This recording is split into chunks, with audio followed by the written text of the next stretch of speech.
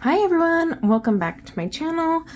I am starting a fun little short tutorial series where I just quickly show you how to paint something. Now I will be doing loose florals because that is what I typically paint myself and prefer to paint.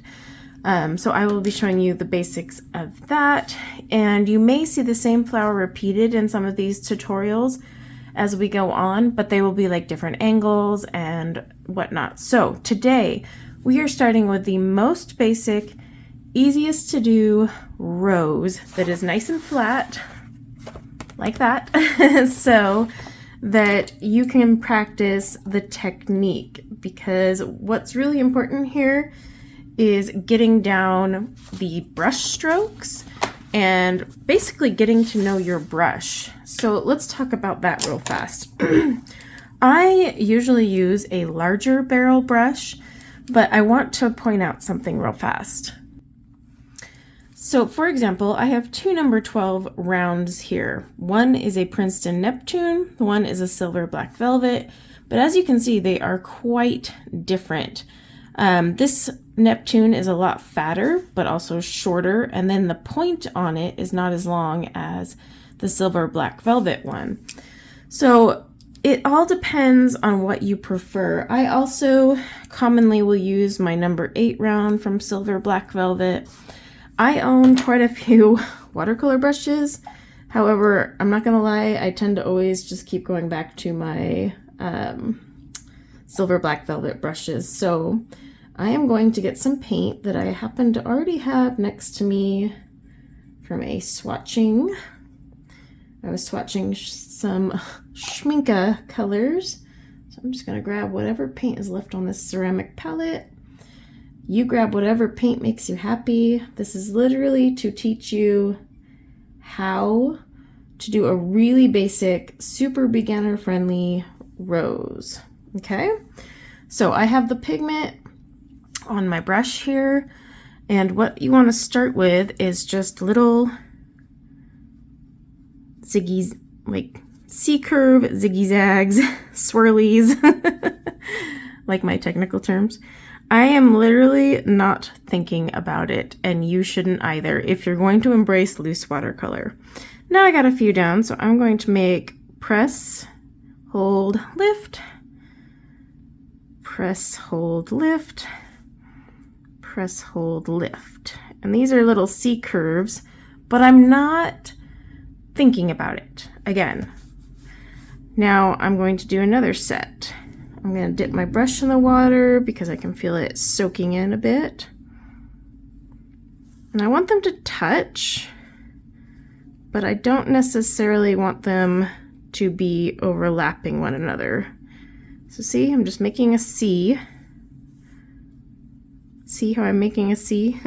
You can go as big as you want there. Now you could take your brush, dip it back into the paint, and just dot some color in if you feel like you need to.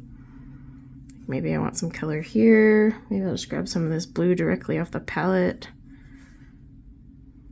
But this is like a very basic rose. Okay, now this one's super fat and fluffy.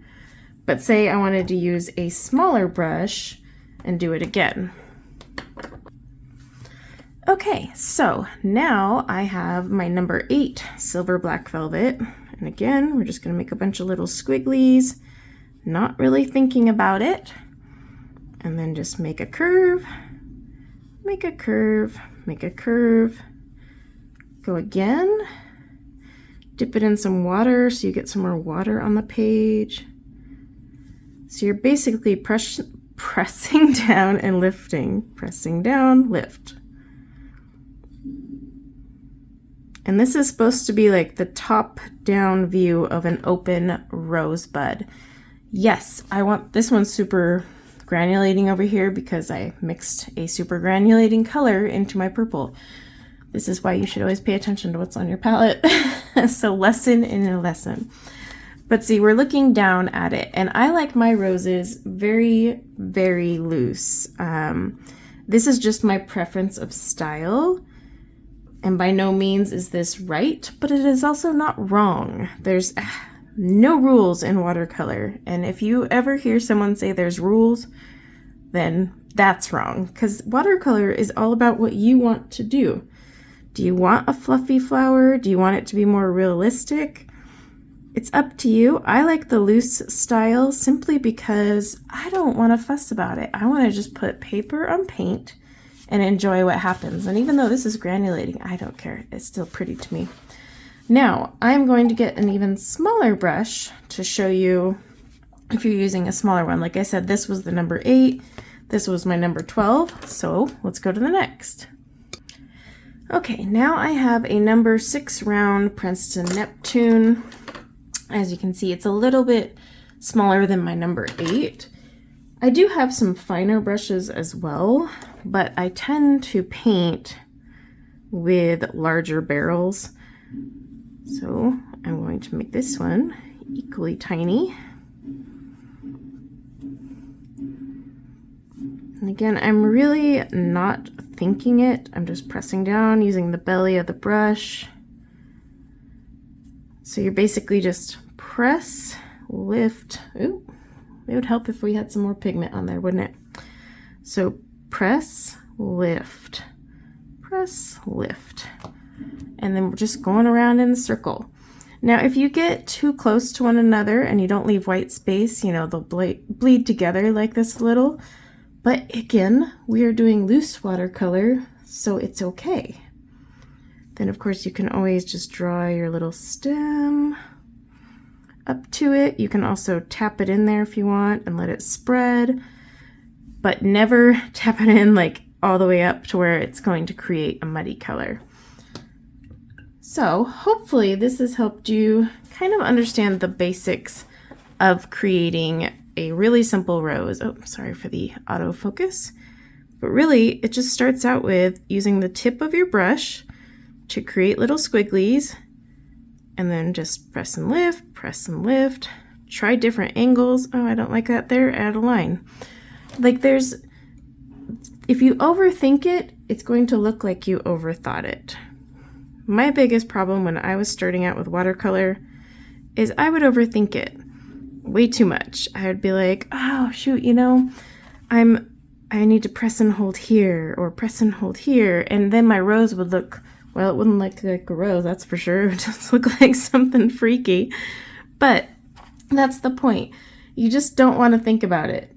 You want it to be super loose and open and interpreted as whatever you see it as. Now this one's a lot lighter because I put a lot more water on my brush, but that's kind of my point. You want it to be interpreted how you want it to be. This is a rose to me.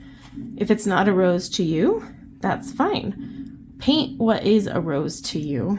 So hopefully that little quick tutorial helped give you at least an idea of how to create some loose roses. I'll show you some examples I have done in my sketchbook just to give you an idea as well. Okay, so the other day I was just playing around with paints and I did these ones here, and as you can see, these ones ended up bleeding into one another. I was practicing with a new paintbrush and did not like the way that ended up. So then I was like, okay, I gotta spread it out more. But over here you can see I have my little roses, and these were all just brush practice because I was breaking in a new brush. But here, for example, is a spread I've done with my loose roses. Now, you can see the little squiggly lines I've made and the petals. This one's facing a little bit more off to the side. But again, they're just very loose, and that is my style. I really don't like to be constricted, and I definitely don't need to go for realism because that just isn't fun to me. If I wanted to paint realistic, you know, or anything like that, I'd sketch it.